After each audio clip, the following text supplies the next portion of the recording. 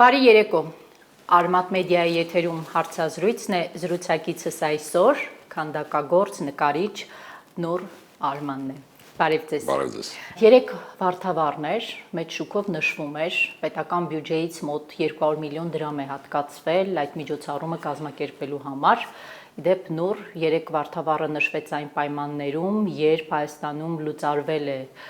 Արարատյան հայրապետական թեմը, երիտասարդաց թեմը եւ սովորաբար երիտասարդաց թեմն էր հենց ակտիվ ներգրավվածություն ունենում այդ միջոցառման կազմակերպմանը։ Այդ պայմաններում 3 նշում էինք վարդավառ։ Մասնակցեցիք թե ոչ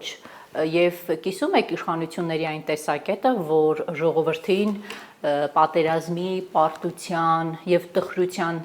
մեջից պետք է հանելու տարբերակներից մեկն էլ նման կերպ ուրախություն պարգևելն է։ Վաղեմի շատ հին, այսպես ասած, սիստեմա է, հա, տեսակ է, երբ որ ասում են հաց եւ տեսարաններ, չէ՞, խլեբը իզրելիշ, որ ասում են հին հռոմեական տեսակետ է եւ մարդը չի փոխվում դարերի ընթացքում, հազարամյակների ընթացքում մարդու էությունը մնում է, միջին մարդու էությունը մնում է այդպիսին, նույնը եւ մարդկանց պետք են ինչ-որ բաներ, որպեսզի շեղվեն, հա, շեղող է պետք եւ մարդն էլ ուզում է այդ շեղողին, հա։ Երեք ես չեմ մասնակցել պետական միջոցառումներին, քանի որ առավոտյան ես գնացել եմ եկեղեցի, իմ եկեղեցական վարդավառն եմ նշել, որից հետո համարում եմ ուղղակի այսպես ոչ հայերեն բառ պետք է ասեմ, վակխանալ է այն ինչ որ հրապարակում կատարվում էր, քանզի, ասենք, ես չգիտեմ, Նեպտունը ինչ կապ ուներ մեզ հետ, լավ հեթանոսական մեր ծեսերով, եթե հեթանոսական վարդավառ էինք նշում, ապա Աստրիկը պետք է լիներ, ոչ թե Նեպտունը առհասարակ վարդավառի հետ կապ չունի եւ մեր հետ կապ չունի եւ այստեղ ուղղակի ինչ որ բաներ արած, որը որ կապ էր, այսինքն մեր ինքնության հետ կապ չունեցող ոչինչ էր, մեր տոնի հետ կապ չունեցող ինչ որ մի բան էր, որի վրա առելի մեծ փողեր էին ծախսել, կարծում եմ, որ այստեղ ուղղակի խնդրեմը նրանումն է, որ այդ ռեժիսորները կամ այդ սցենարիստները, որոնք անում են դա, իրանք կապ չունեն լավագույն դեպքում իրանց կյանքում վատ հարսանիք են կազմակերպել, քանի որ ոչ մի իրան հարգող նորմալ ռեժիսոր կամ սցենարիստ չի աշխատի այսօրվա կառավարության հետ, կարծում եմ։ Ինչու՞։ Դե ուղղակի մարդը, որը մի քիչ գիտելիք ունի եւ մարդը մի քիչ ինտելեկտ ունեցող մարդը, ինքը հասկանում է ինչ են սրանք ու ովքեր են սրանք ու ինչի համար են սրանք, հա։ Հետեւաբար ոչ մի իրան հարգող մի քիչ ինտելեկտ ունեցող մարդ չի կարող լինել սրանց կողքին եւ անել ինչ որ մի բան սրանց պատվերով։ Դուք ասացիք մարդը, որը մի փոքր ինտելեկտ ունի, հասկանում է թե ովքեր են սրանք։ Այդ դեպքում հայ ժողովրդին, հայ ազգին պարտություն, պատերազմ, տարածքային կորուստներ, զոհեր բերած մարդը այդ ամենը անելուց հետո երկրորդ անգամ վերընտրվեց։ Դա նշանակում է վերընտրվել է ինտելեկտ չունեցող մարդկանց։ Ցավոք սրտի ցանկացած ազգում ինտելեկտ չունեցող մարդիկ մեծամասնություն են կազմում։ Դա օրենք է, դա բնության օրենքն է, հա։ Անհատները շատ փոքրամասնություն են կազմում, ինտելեկտով մարդիկ շատ փոքրամասնություններ են փոքրամասնություն են կազմում ամբողջի մեջ եւ ամբողջը միշտ լինում է ոչ ինտելեկտուալ եւ ոչ գիտակ եւ սա օրենք է, բնության օրենք է եւ այս պարագայում անկախ այդ ամեն ինչից մենք շատ լավ գիտենք թե ոնց է կեղծվել ընտրությունները, ինչ ձևով է կեղծվել ընտրությունները, ինչ անօրեն մեթոդներով է արվել ընտրությունները եւ ես չեմ համարում որ մեր ազգը ընտրել է այսօրվա կառավարությանը եւ ես չեմ համարում որ մեր կառավարությունը այսօր վերընտրված է։ Այդ դեպքում այսինքն կեղծիքներով պարզապես իշխանություն է պահել իր ձեռքում։ Անշուշտ։ Այս դեպքում ինչպիսին պետք է լինի հասարակության այն շերտերի արձագանքը, որոնք այս ամենի հետ հարթ չեն։ Ես այսօր առավոտից հետևում եմ Բարգավաճ Հայաստան կուսակցության ղեկավար Գագիկ Ծառուկյանի բիզնեսներին պատկանող քաղաքացիների բողոքի ակցիային, մարդիկ ասում են, մենք ուզում ենք ընդհանրապես աշխատենք, որովհետև վարկեր ունենք, թե ինչ է կատարվում, թող կատարվի հետո, մենք քաղաքականությանը չենք խառնվում։ Հիմա սա քաղաքականությանը չխառնվելու հետևանք է այն, ինչ մեր երկրում կատարվում է, թե ինչ է։ Սա այդ մեծամասնության, տգետ մեծամասնության կարծիքն է եւ մտածելակերպը, որտեղ հաց ընդեղ կաց։ Այս շատ վատ բան է, որը պետք է արմատախիլ արվի մեր ազգի մտածողությունից, այս բառակապակցությունը կամ ասացվածքը կամ ասույթը։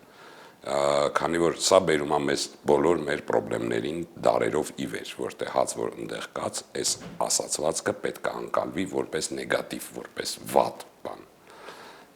եւ ոչ թե որպես ուղղակի իմաստություն։ Եվ պարզավոր շատ մարդիկ այդպես էլ մտածում են, կարևոր ինքը իր փողը ստանա, ինքը իր գործին գնա, ինքը իր վարկերը վճարի, իր խնդիրներից ու մնացածը իրան հետաքրքիր չի։ Եթե մնացածը չլինի, դու էլ սա էլ չես լուծի։ Դու սա էլ չես ունենա։ Եվ առհասարակ ես համարում եմ, գիտեք, երբեք Գագիկ Ծառուկյանի կողմնակիցը չեմ եղել իմ կյանքում, երբեք դեմ էլ չեմ եղել, կողմ էլ չեմ եղել, ինչ որ այսպես շատ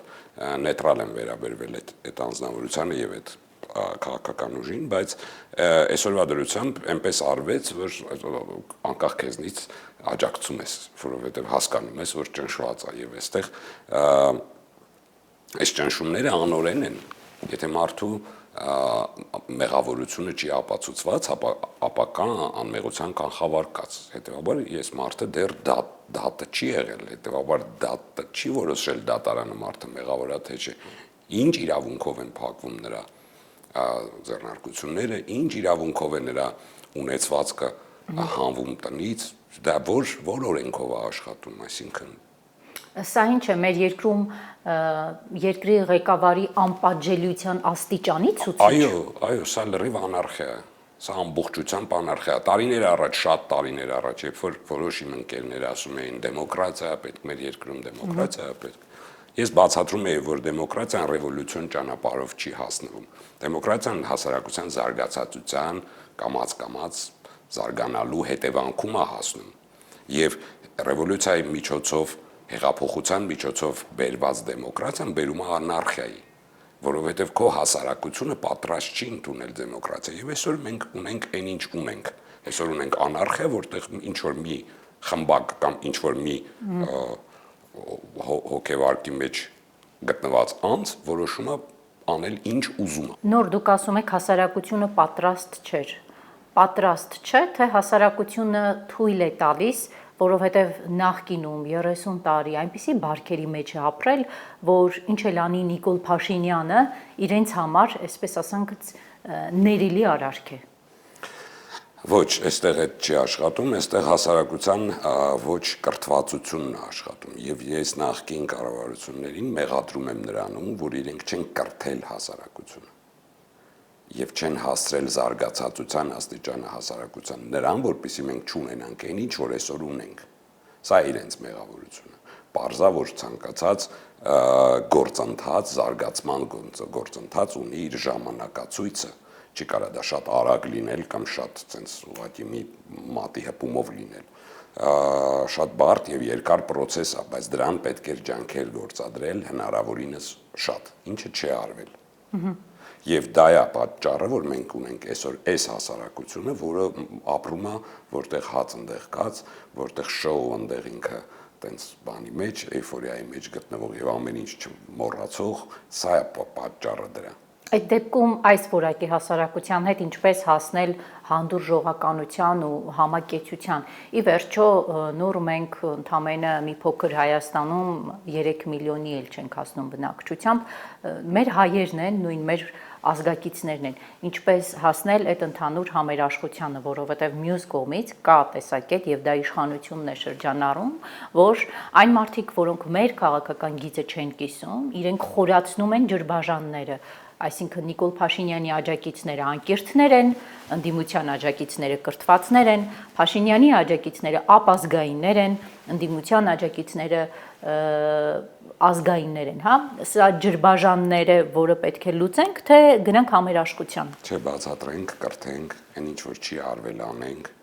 անընդմեջ անենք, առանց հոգնելու, առանց հիասթափվելու, անընդմեջ այդ պայքարը անենք, բացատրենք, կրթենք, հատ առ հատ ամեն մարդուն հետ խոսենք առանձին, ընդհանուր ինչ որ եթերներից խոսենք առանձին, բացատրենք այդ ամեն ինչը եւ այստեղ մտավորականների անելիքը կա շատ մեծ։ Եվ ես կոչ եմ անում բոլոր իմ ընկերներին եւ բոլոր իմ գոլեգաներին եւ որպեսզի ամեն մեկը իր հերթին, իր դիրքից փորձի կրթել եւ փորձի բացատրել։ Ինչու են լուր նրանք տարիներ շարունակ։ Վախենում են, որովհետեւ երկրում անարխիա է տիրում։ Ինչու դուք չեք վախենում, նրանք վախենում են։ Երևի ես վախկոտ չեմ։ Այսպես։ Երևի թե տեսակն է մարդկային տեսակից է։ Խնդիրը աշխատավարձն է, ֆինանսն է, թե այդ մարդիկ իսկ գուցե իրենց տեսակով հեչել մտավորական չեն, ուղղակի մենք ենք նրանց այդ պիտակը տվել եւ վերջ։ Շատ հնարավոր է։ Ամեն մարդ չի, որը կրթություն ունի, որ իրավունք ունի կոչվել մտավորական։ Դուք խոսում եք այն մասին, որ այս իշխանության աջակիցները գուցե ունեն կրթական ցենզի հետ կապված խնդիր։ Իշխանականները սրան հակադարձում են, ասում են, եթե դուք ուզում եք համերաշխություն այս երկրում, եթե դուք ուզում եք վերացնեք այս երկրում ջրբաժանները, հարգելի ընդդիմադիր դաշտում գործողներ, դադարեք ասել, որ ովքեր Նիկոլ Փաշինյանի հետ են անկիրթ են, ովքեր ընդդիմության հետ են կրթված են, կամ ովքեր այս կողմում են ապազգային են, ովքեր այն կողմում են ազգային են։ Դուք այս քննադատությանը ինչ կասեք։ Շատ երկերեսանի քննադատություն է դա, քանի որ ով է այդ ջրբաժանները ցանել, ով է ասել սև սպիտակ, ով է ասել նախկին եւ ներկա։ Ասում են, եթե դուք մեզնից լավն եք, ուրեմն մեր սխալը մի կրկնեք։ Չէ, բայց իրանք շարունակում են այդ process-ը, չէ։ Իրանք շարունակական անում են ու ասում են, դե եթե մենք վատն ենք, դուք լավն եք, դե դուք մի արեք, իսկ մենք կշարունակենք անել։ Հասկանում եք, սա շատ երկերեսանի ու շատ զզվելի բան է։ Բայց ընդունում եք, որ այստեղ կա խնդիր եւ լուրջ խնդիր։ Մենք պետք է համախմբվենք որպես ազգի վերջ ինչ-որ գաղափարի շուրջ, բայց դա մեզ խանգարում է։ Ցանկացած ազգ կործանելու համար սկզբում պառակտում են ազգը։ Դա ամենահեշտ տարբերակն է ազգին վերացնել։ Եվ այդ պառակտումը մեծ շատ քայլերով, այսպես շատ ծանրակշիռ քայլերով սկսեց հենց այս կառավարությունը։ Հիմա հարց ինչու դա սկսեց, որպեսզի վերացնի այս ազգին։ Հասկանալի է, չէ՞։ Պարզ է, չէ՞։ Էլ հարցեր ինձ թվում է չկան այստեղ։ Եվ այստեղ ասել, որ դե դուք մի արեք էդի, բայց մենք շարունակելու ենք դա անել։ Այդ դեպքում լուծումը ո՞րն է։ Այդ դեպքում լուծումը կա այսօր մեր ազգը պատրաստ չի այս կառավարությանը ընդունել մեծամասնությունը։ Իշխանությունը հակադարձում է, եթե պատրաստ չէ, թող դուրս գա եւ հեղեղի փողոցները։ Կգա ժամանակ եւ դուրս կգա եւ կհեղեղի փողոցները։ Այդ ժամանակը կգա, երբ որ դա ժամանակը լինի, դա կլինի։ Հիմա դեռ վաղ է դա անելը։ Ինչու՞։ Որովհետև այստեղ գալիս է հաջորդ հարցը։ Լավ, էլ ինչ պետք է անի Նիկոլ Փաշինյանը, որ ազգը դուրս գա եւ հեղեղի փողոցները հանձնել է Արցախ։ Նրա իշխանության օրոք Հայաստանի Հանրապետության տարածքն է փոքրացել, ադրբեջանցի զինվորները ջերմուկի դիրքերում են։ Նրա իշխանության օրոք ինքը շատ ուղիղ արդեն ասում է, այո, Տիգրանաշենի հարցը լուծելուն պատրաստվում է նաեւ անկլավները հանձնելու process-ին եւ ուղիղ ասում է. մենք տեսնում ենք, որ մեր քարտեզը փոքրանում է։ Էլ ինչ պետք է անի ինքը, որ ազգը դուրս գա։ Եկեք հիմա առաջ չընկնենք ժամանակի քայլերից, որը պետք է իր ժամանակում լինեն, եկեք առաջ չընկնենք եւ չփորձենք հիմա բացահայտել այն ինչ որ պիտի լինի, քանի որ դրանից կարող է օգտվեն մեր թշնամիները, այդ ինֆորմացիայից կարող են, բայց եկեք սպասենք մի քիչ։ Դուք ասացիք դրանից կարող են օգտվել մեր թշնամիները։ Իշխանական ռոպագանդան քարոզում է, որ չկա թշնամի, Հայաստանը հավերժ չի կարող Ադրբեջանի հետ ունենալ թշնամական հարաբերություններ։ Ներկայիս իշխանությունը մեր թշնամին է։ Մեր երկրի եւ մեր ազգի թշնամին է։ Այդ դեպքում դարձյալ պետք է գամ մտավորականների խնդրին։ Կրթված, զարգացած մարդիկ ինչու են լուր, ինչու են թույլ տալիս, որ շարքային գյուղացին անգամ, որը գուցե չի հասկանում այդ ամեն ինչը, այսպես լուր հանդուրժի իրենց հետ Նիկոլ Փաշինյան Հայաստանի Հանրապետության վարչապետի գոյությունը։ Վախենում են։ Կարճ պատասխանեցի, մի անգամ պատասխանել էի, վախենում են։ Ամեն մեկը չի, որ կարողանա իր մեջ ուժ եւ համարձակություն գտնել։ Դա չի նշանակում, որ իրենք կիսելու են պատասխանատվությունը մեր երկրում կատարվողի շուրջ։ Անշուշտ, որոշ չափով այո, բայց դու չես կարող մեղադրել մարդուն վախկոտության մեջ։ Ոչ մեկ չի կարող դրա համար մեղք առաջ բերել։ Դա մեղք չի վախենալը, դա ուղղակի մարդու տեսակ է։ Այս դեպքում նոր տեսեք դուք քաղաքական գործիչ չեք, բայց երբ Նիկոլ Փաշինյանը եւ ՔՊ-ն արշավում են առաքելական Սուրբ եկեղեցու դեմ, դուք խոսում եք։ Երբ կա Հայաստանի Հանրապետության անվտանգությանը սպառնացող խնդիր, դուք խոսում եք։ Դուք քաղաքական գործիչ չլինելով խոսում եք։ Զուգահեռաբար դուք չեք սպասում, որ քաղաքական գործիչներն իրենց անելիքը անեն։ Սպասում եմ անշուշտ։ Ինչ եք Հավատում եմ, սպասում։ որ կանեն։ Ինչ եք սպասում։ Քաղաքական գործիչների նկատի ունեք ընդդիմադիր Այո, գործիչները։ ընդդիմադիր ազգային հատվածը մեր։ Գիտեք, մենք ունենք այն ինչ որ ունենք։ Եվ ես ամեն դեպքում հույսս չեմ կորցնում, որ այն ինչ որ ունենք, կանի այն ինչ պետք է անի։ Եվ այլապես իմաստը կկորի առհասարակ մտածել սրա մասին։ Գիտեք, ես շատ հեշտ, ինձ համար շատ հեշտ է, այսինքն տեխնիկապես ինձ համար շատ հեշտ է վեր կենալ եւ գնալ այս երկրից։ Տեխնիկապես դա շատ հեշտ գործողություն է ինձ համար։ Առհասարակ ոչինչ չեմ նյութապես կորցնի։ Մի բան էլ ձեռք կբերեմ։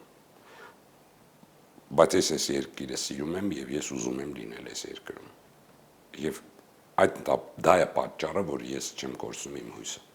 Տեսեք, ձեզ անընդհատ ասում են, որ այն արժեքները, որոնք կան ձեր մեջ, դա կոնֆլիկտածին է։ Խոսել Արցախի մասին կոնֆլիկտածին է, խոսել Հայաստանի Հանրապետության սահմանադրությունից անկախության հռչակագիրը չհանելու մասին կոնֆլիկտածին է, Ադրբեջանին Թուրքիային թշնամի համարելը կոնֆլիկտածին է։ Ինչ կասեք այս քննադատություններին ի պատասխան։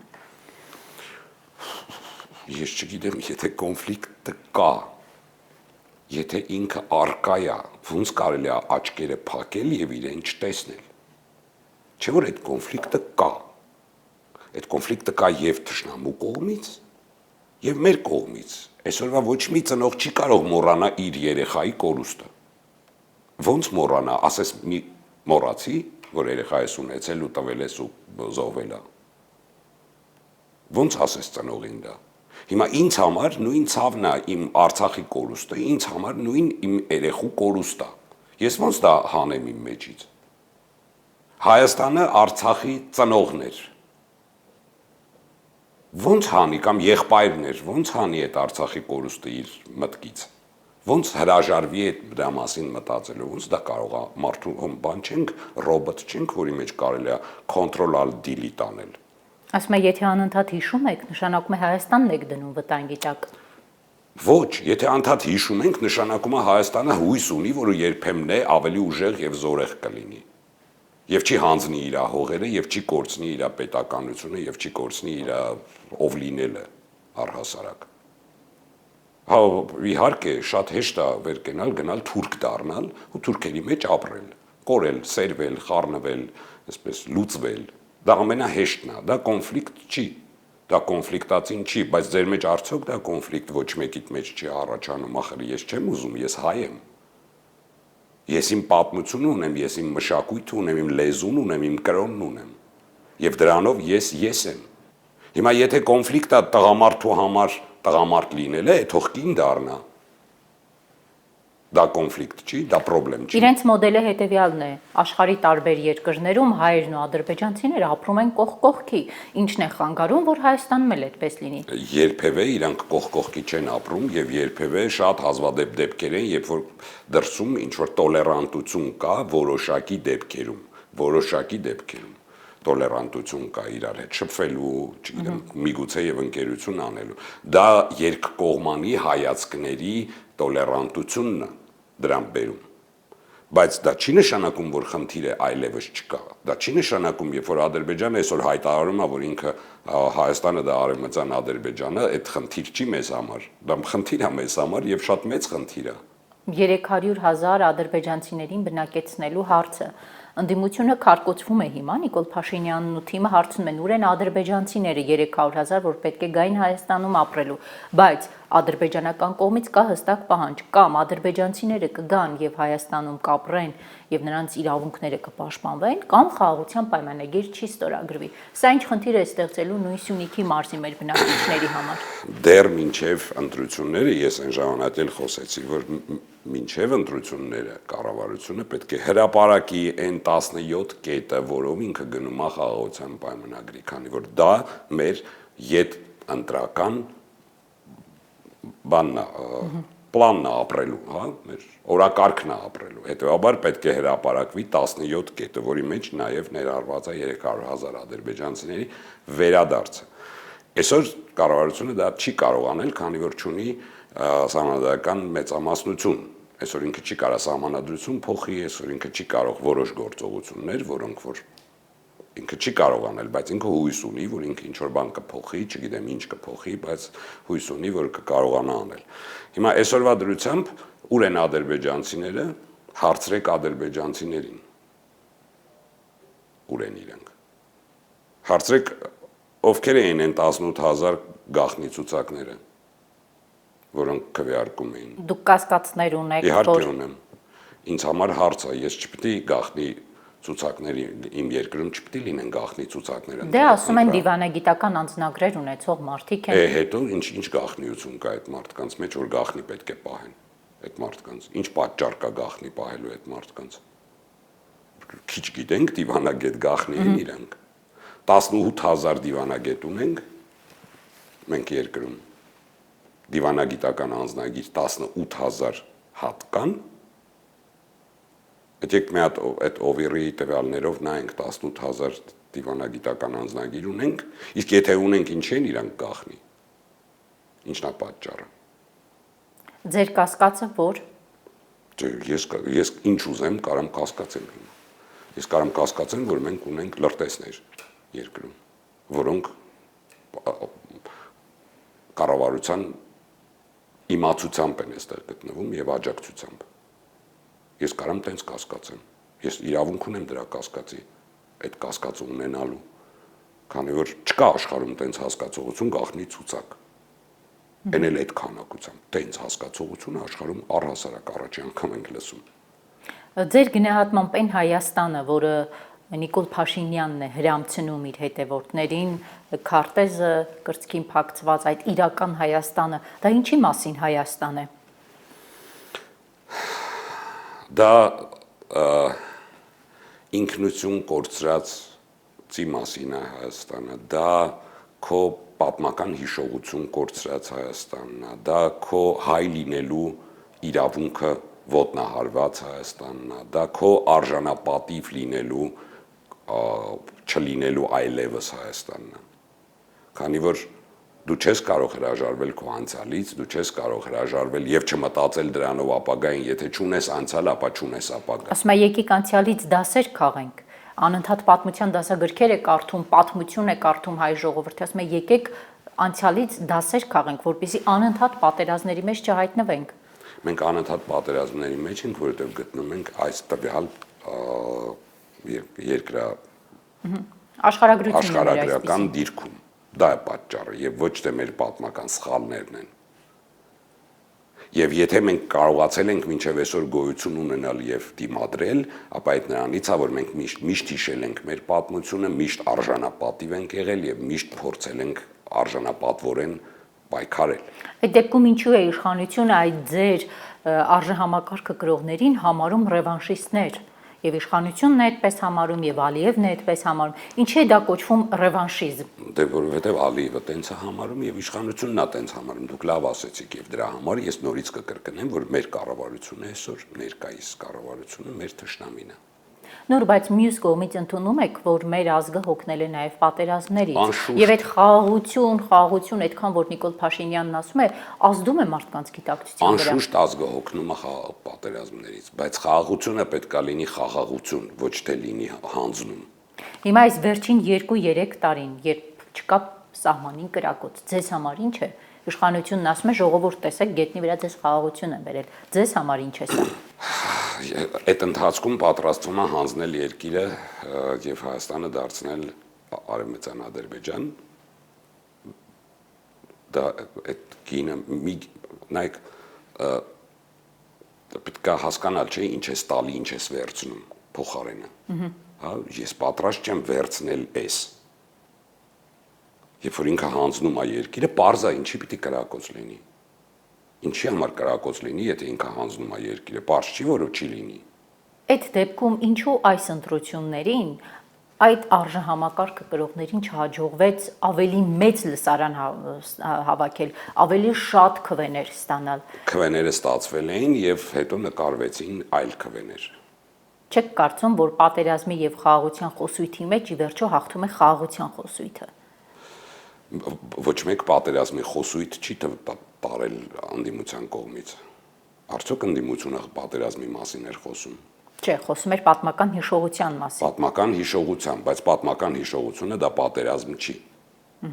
Դա ուղղակի պատմական հիշողությունը, դա արժանապատվությունը,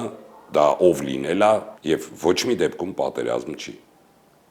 Մեկը մյուսի հետ պետք չի կապել։ Եվ այստեղ հարցը ախր նորից ու նորից, հա, ով է բերել պատերազմ, խոսում է խաղաղությունից այն անձը, որը բերել է պատերազմ։ Նորմալ չի, չէ։ Պատերազմը, Եռաբլուրը, հազարավոր զոհերը չի մարսել Նիկոլ Փաշինյանը։ Պատմության մեջ ոչ։ Եթե այսօր ինքը ինչ որ մի քանիսին խափելով, ստելով, անverջ ստելով ընդ որում այս ամբողջ 8 տարվա ընթացքում ինչ որ մի բան տենց ինչ որ իլյուզիաներ է ստեղծելու, որոշ մարդկանց աչքերը այսպես փառով փակելա եւ չեն կարողանում տեսնել ինչ է իրականում կատարվում, ապա պատմությունը ամեն ինչ զտում է եւ դնում է իր տեղը։ Պատմության մեջ ոչ։ Եվ այս դեպքում արդեն ստեղծված իրավիճակում մեր հավաքական ընդդիմության անելիքը, որը պետք է լինի։ Ես այս օրերին շատ եմ լսում քաղաքական գործիչների։ Մի մասն ասում է, ովքեր անցել են ընդդիմադիր, ներեն խորհրդարան են մտել, թող գնան խորհրդարանում պայքարեն։ Արտախորհրդարանական ուժերը մի տեսակ իրենց հերո են պահում փողոց գեներացնելու թեմայից, ասում են, որ մեր ազգը նաև փողոց այլևս դուրս չի գա։ Ձեր ակնկալիքը, սպասելիքը ո՞րն է։ Հիմա ժամանակը չի փողոց դուրս գալու այս պահին։ Այս պահի դրությամբ, քանի որ դա տեխնոլոգիա է եւս փողոց դուրս գալն էլ, փողոց դուրս բերելն էլ տեխնոլոգիա է, սեզոն կա փողոց դուրս գալու, հա, երբեք ամառվա սեզոնին, երբ որ երկիրը բացակայում է, հանգստի է եւ այլն, եւ շոկ է եւ անտանելի է, երբեք այդ ժամանակ փողոց չի գեներացվում։ Այսինքն դուք իշխանափոխության process-ը առանց փողոցի չեք պատկերացնում։ Ոչ, այդ ոչ թե ես չեմ պատկերացնում, այլ այս իշխանությունը մինչեւ արուն չբերի չի գնա։ Որտեվ ցանկացած գործողությունը արնաբեր է այս իշխանության։ Չեք սրում։ Չէ, ես ասում եմ ինչ որ կա։ Ես տեսնում եմ ինչ որ ես տեսնում եմ, աչքերս փակ չեն։ Նկատի ունեք քաղաքացիական բախումների միջև ազգին չտանի, շատերն ասում են նոր մարտի 1 կանի, չի հեռանա։ Գիտեք, ինքը սովոր է մարտի 1 անել, անցած մարտի 1-ն էլ ինքը արեց։ Եվ պարզավոր կգնա ցանկացած քայլի, քանի որ այս կառավարությունը կարճած է այդ իր աթոռից ու ամեն ինչի կգնա, բայց դե կռվել ուրեմն ինչ ասեմ։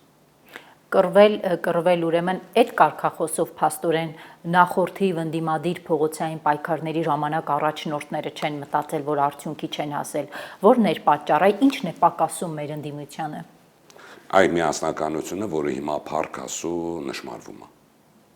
Այն ժամանակ պակասում էր այդ միասնականությունը, հիմա փառքասու նշмарվում է, այդ իսկ պատճառով ես հույս ունեմ, որ ամեն ինչ կլուծվի։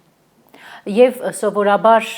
այն մասնագետները, որոնք քաղաքական գործիչներ չեն, բայց խոսում են երկրի ներսում եւ երկրի սահմանների շուրջ տեղի ունեցող զարգացումներից, հաճախ մեղադրվում են այս կամ այն քաղաքական ուժին հարելու մեջ։ Հիմա հարցս ձեզ տամ, դուք պատրաստվում եք մտնել քաղաքականություն, ձեզ կտեսնենք որևէ քաղաքական ուժի